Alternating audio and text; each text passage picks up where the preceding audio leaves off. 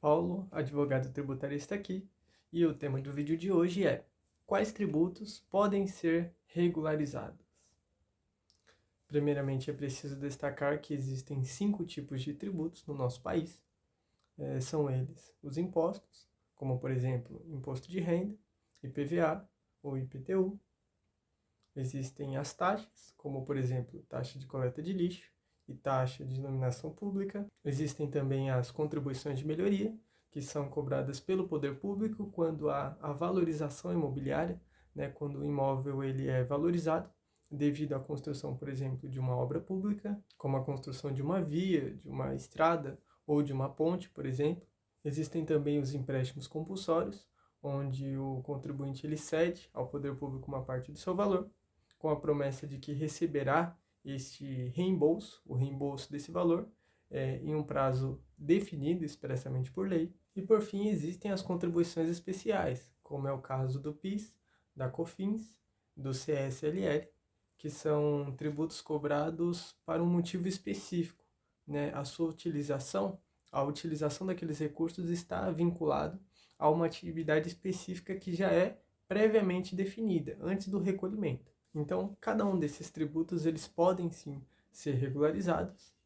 Os impostos e as taxas, eles podem ser ali regularizados através de programas de incentivo ao pagamento, por exemplo, que são abertos em editais, né, são lançados editais por municípios, estados, trazendo ali as regras, as exigências e as características que o contribuinte precisa ter, né, a característica do tributo, da dívida, o período em que aquela dívida está aberta, para que ele se encaixe naquele programa e possa regularizar a sua situação.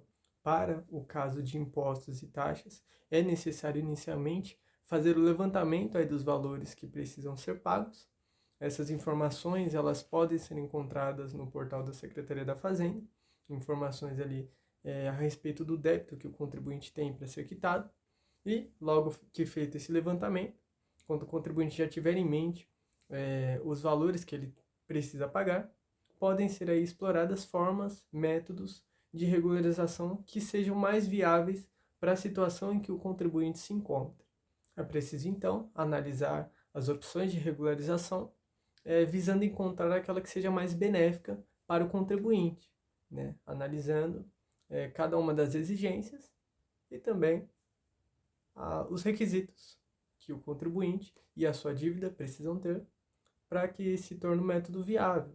Isso levando em consideração alguns parâmetros, como por exemplo o valor da dívida e o método de regularização aí que proporcione maiores benefícios e vantagens para que esse processo ele seja realizado.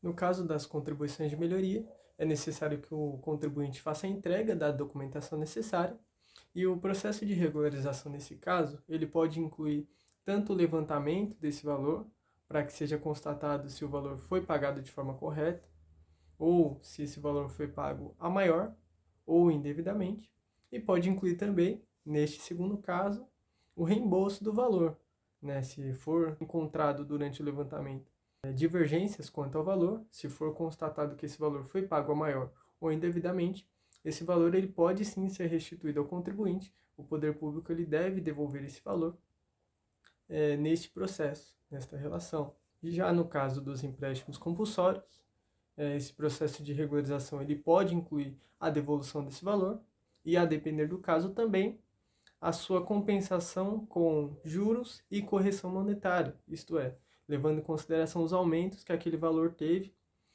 ao longo do tempo em que ele ficou restrito ao poder público. São medidas que elas devem ser observadas conforme as circunstâncias do caso e principalmente levando em consideração a legislação específica que foi adotada no ato em que aquele valor foi pago, no ato em que esse valor foi cedido. São características aí que têm que ser levadas em consideração durante o processo de regularização desse tributo. Por fim, para o caso de contribuições especiais, é necessário conhecer as regras dispostas nesta portaria, que incluem alterações que foram trazidas por este decreto. As contribuições especiais, assim como os demais tributos, elas podem sim ser regularizadas, e tanto o cálculo como a emissão de guia de recolhimento podem ser acessadas, podem ser encontradas no próprio portal Meu INSS, para o caso de contribuições de caráter previdenciário. Portanto, é necessário observar as regras e procedimentos específicos a fim de evitar penalidades e garantir a correta regularização destas contribuições. Se esse vídeo foi útil para você, compartilhe com alguém que precisa conhecer sobre esse assunto. Caso você queira estar por dentro de todas as atualizações dentro do direito tributário que estão ocorrendo no nosso país, aconselho que me acompanhe no Instagram.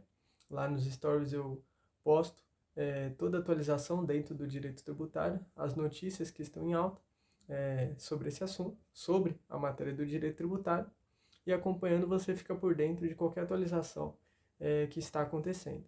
E caso você queira conhecer mais sobre a regularização de débitos tributários, você pode estar adquirindo o meu e-book, o link eu disponibilizei aqui no perfil, ou no meu perfil do Instagram você também pode encontrar e estar adquirindo, para conhecer mais sobre esse processo de regularização e até mesmo para regularizar alguma dívida que você tenha, porque lá eu exponho diversos métodos de regularização que não são tão conhecidos, mas que podem ser fundamentais para que você possa quitar as suas dívidas, seja você pessoa física ou uma empresa, e estar em dia com as suas obrigações fiscais.